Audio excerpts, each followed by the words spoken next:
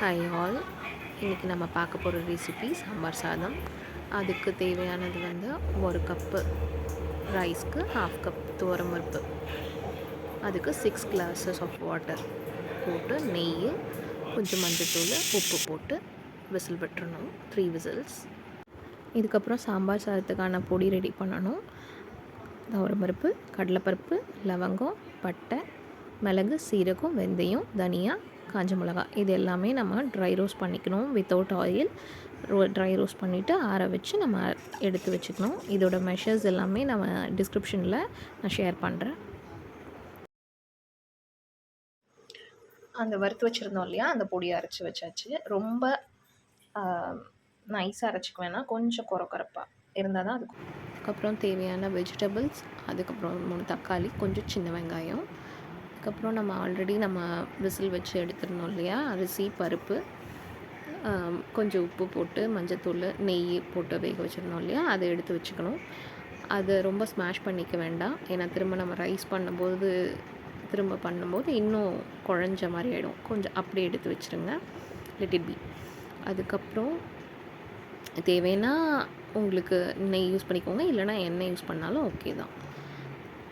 அதுக்கப்புறம் சின்ன வெங்காயம், மற்ற வெஜிடபிள்ஸ்லாம் கட் பண்ணி வச்சுக்கோங்க. கத்திரிக்காய் மட்டும் லாஸ்ட்டாக கட் பண்ணிக்கலாம், ஏன்னா அது உள்ளெல்லாம் கருப்பாயிடும் இல்லையா, அதனால் நம்ம லாஸ்ட்டாக கட் பண்ணிக்கலாம். அதுக்கப்புறம் என்கிட்ட இருக்க எல்லா வெஜிடபிள்ஸும் கட் பண்ணிட்டேன். கேரட்டு, பீன்ஸு, முருங்கைக்காய்.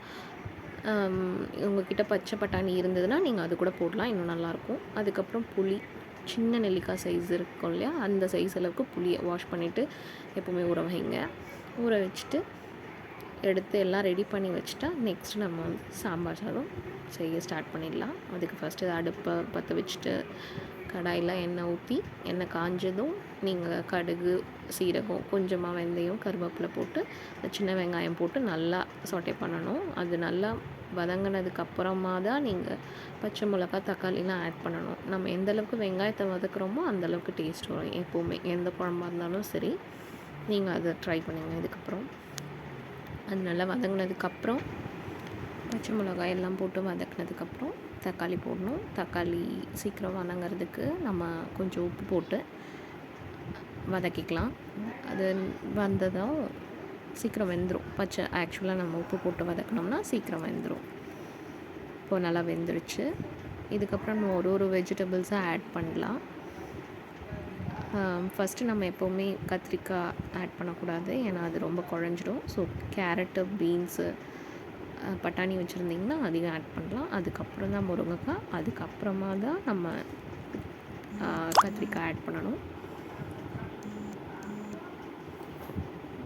ஆட் பண்ணதுக்கு அப்புறம் நல்லா வதக்கணும். ஆக்சுவலாக ஒன்றோட ஒன்று பைண்ட் ஆகணும். அப்போ தான் அந்த உப்பு, அதில் இருக்க அந்த புளிப்பு எல்லாமே இந்த காயிலும் இறங்கணும். இறங்கினதுக்கு அப்புறம் நம்ம கொஞ்சமாக உப்பு ஆட் பண்ணணும். மிளகாத்தூள், தனியாத்தூள், மஞ்சத்தூள். ஆல்ரெடி நம்ம உப்பு வந்து அரிசி பருப்பு சாதம் வேக வைக்கும் போதே போட்டிருந்தோம். ஆல்ரெடி தக்காளிக்கும் கொஞ்சம் போட்டிருந்தோம். அதுக்கேற்ற மாதிரி உப்பு நீங்கள் போட்டுக்கோங்க. காஷ்மீரி சில்லி பவுட்ரு இருந்தால் கொஞ்சம் போடுங்க, அது கொஞ்சம் கலர் கொடுக்கும். உங்கள் விஷ் தான், அது வேணும்னா போடலாம், இல்லைன்னா வேண்டாம். போட்டுட்டு அதையும் போட்டு நல்லா வதக்கிட்டு காய் முழுகிற அளவுக்கு, வேக வைக்கிற அளவுக்கு தண்ணி ஊற்றிட்டா போதும்.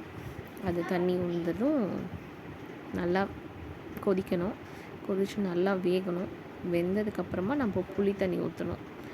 ஏன்னா புளி தண்ணி ஃபஸ்ட்டே ஊற்றிட்டிங்க, வேகாமல் ஊற்றிட்டிங்க அப்படின்னா காய் வேகாது, அப்படியே தான் இருக்கும்.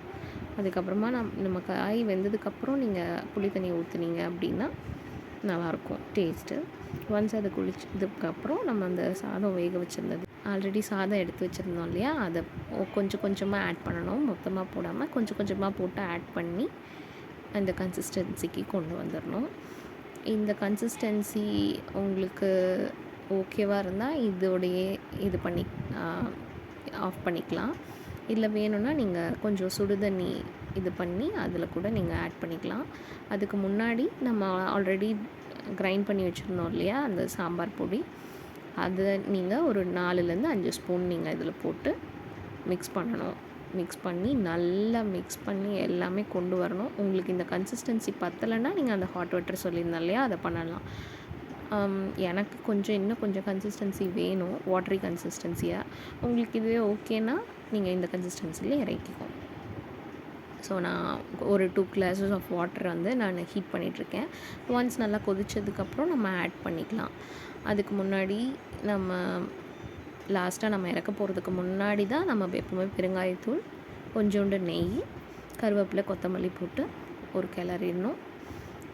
அதுக்கப்புறம் இறக்கி வச்சுட்டா நம்மளோட சாம்பார் சாதம் சுட சுட ரெடி டு சர்வ்.